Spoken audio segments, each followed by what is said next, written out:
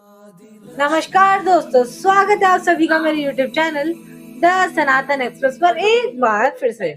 तो इस गुप्त नवरात्रि में हम बात कर रहे हैं हमारी महादेवी महामाया, क्योंकि माया की अधिकारी है ना, माता महालक्ष्मी की।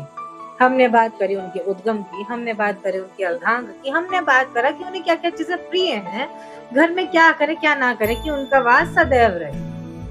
और हमने फिर बात करी माता के सबसे प्रमुख स्वरूप माता धन लक्ष्मी की, जिसका मतलब है धन संपदा वैभव का देना। तत्पश्चात हमने बात करी कल माता संतान लक्ष्मी की, जो कि हमें अंत में पुत्र पौत्र आदि की प्राप्ति कराती है और हमारी अबंडेंस को कंप्लीट करती है।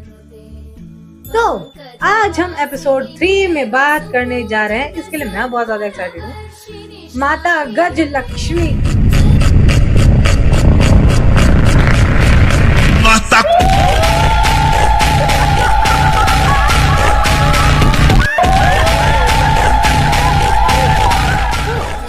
कौन है माता गज लक्ष्मी, इस पर ध्यान देते हैं। शब्दों से ही समझ में आ रहा है, गज और लक्ष्मी यानी कि हाथी केसरी। तो कुंडली में ना एक बहुत ही फेमस योग भी है, गज केसरी योग। वो भी इसी वजह से क्योंकि गज केसरी योग भी लक्ष्मी को ही लाता है।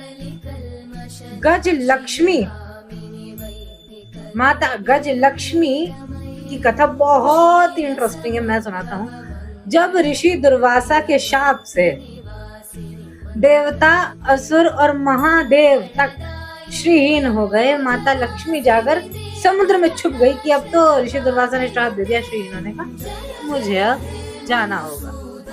तब महर्षि दुर्वासा के दरबार में जाकर पुनः इंद्र देव ने क्षमा याचना करी, चरण पकड़ लिए उनके कि हे दुर्वासा ऋषि, मैंने त्रिदेवों से सलाह करी तो उन्होंने मेरे को इतना समझाया, मैंने अपने विचारों का उसके बाद इतना मंथन किया है कि मैं समझ चुका हूँ कि मैं अपने घमंड में चूर होकर आपसे गलत कथन कह बैठा।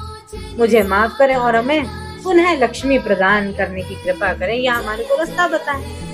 तो ऋषि दुर्वासा जितने क्रोधी उतने सरल भी, जल्दी मान जाते। तो ऋषि दुर्वासा ने कहा, हे इंद्र, जिस प्रकार आपने अपने विचारों का मंथन किया है तो जाइए, अब जाकर क्षीर सागर का मंथन कीजिए, आपको लक्ष्मी जरूर प्राप्त होंगी। ये बात सुनकर इंद्रदेव और इत्यादि सारे देवी देवता नारायण की शरण में पहुंचे। तो नारायण ने बताया कि इतने बड़े समुद्र को मथने के लिए आप अकेले देवता पर्याप्त ना है। तो तब जाकर महाराजा इंद्र, पहली बार देवराज इंद्र पाताल लोक गए, असुरों से सहायता मांगने गए और उन्होंने भी हाँ कहा। किस लालच में? जब उन्होंने ये कह दिया कि अमृत मंथन होगा, मंथन के पश्चात अमृत प्राप्त होगा जो कि हम आधा आधा बांटेंगे। इस लालच के कारणवश राजा इंद्रदेव की बात को उन्होंने हाँ करा और मान गए कि चलो हम समुद्र मंथन करेंगे। यहाँ सारे देवी देवता जानते थे कि अगर मंथन हुआ तो सिर्फ लक्ष्मी और अमृत तो नहीं, बहुत कुछ निकलेगा, उसकी बात बाद में करेंगे। तब लक्ष्मी की प्राप्ति के लिए जब मंथन प्रारंभ हुआ तो उसे मथना बहुत मुश्किल हुआ। इसी प्रकार जब मथना शुरू मथा गया तो 7वें नंबर पर माता महालक्ष्मी कमलासन पर प्रकट हुई। माता महालक्ष्मी 8 गजों के समूह से सराउंडेड थी, ऐसे बॉर्डर बना हुआ था और वो उनका जलाभिषेक कर रहे थे क्षीर सागर के जल से। इस बात से हमें एक और चीज पता लगती है, क्या? कि बहुत मेहनत करने के पश्चात, सबको इक्वल रखने के पश्चात ही देवताओं ने असुरों को समान वो दिया ना, तो इसलिए समान स्तर से देखना पड़ेगा, तभी लक्ष्मी की प्राप्ति होगी। तत्पश्चात उन्होंने एक चीज देखी, क्या?